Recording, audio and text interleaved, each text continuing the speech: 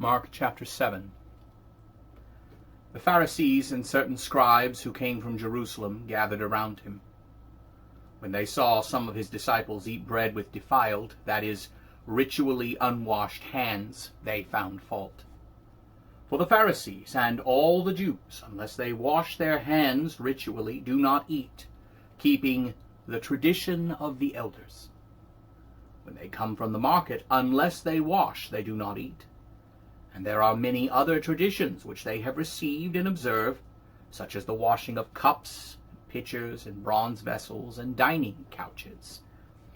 So the Pharisees and scribes asked him, "Why do your disciples not live according to the traditions of the elders, but eat bread with unwashed hands?" He answered, "Well has Isaiah prophesied of you hypocrites. As it is written, these people honor me with their lips, but their hearts are far from me. In vain do they worship me, teaching as doctrines the precepts of men. For laying aside the commandment of God, you hold the tradition of men, the washing of pitchers and cups, and many other such things you do." And he said to them, "You full well reject the commandment of God, so that you may keep your own tradition.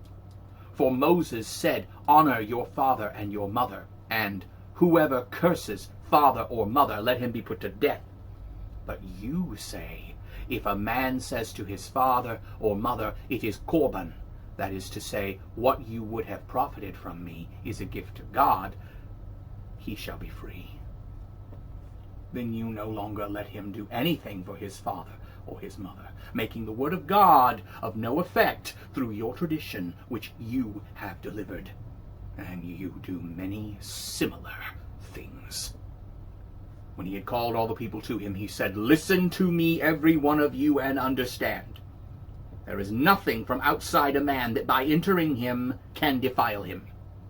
But the things which come out of the man are what defile him. If anyone has ears to hear, let him hear."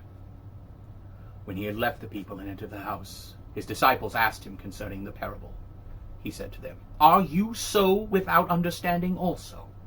Do you not know that anything from the outside that enters a man cannot defile him, because it does not enter his heart, but goes into his stomach and goes out into the sewer, thus purifying all foods?"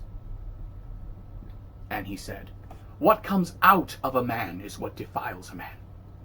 For from within, out of the heart of men, proceed evil thoughts, adultery, fornication, murder, theft, covetousness, wickedness, deceit, licentiousness, an evil eye, blasphemy, pride, and foolishness. All these evil things come from within and defile a man."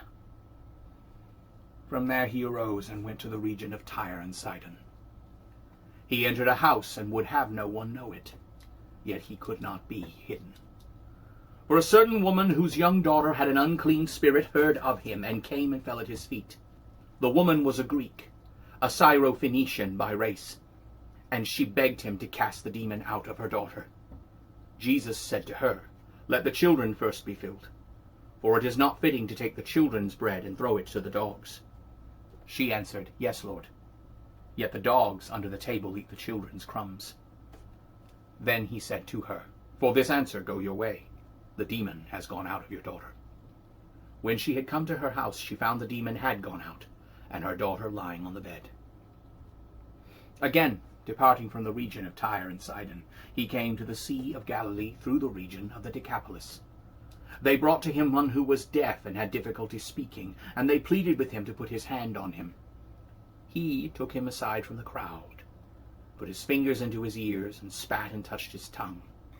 Looking up to heaven, he sighed and said to him, "Ephphatha," that is, "be opened." Immediately his ears were opened, and the impediment of his tongue was loosened, and he spoke correctly. He ordered them to tell no one, but the more he ordered them, the more they greatly proclaimed it.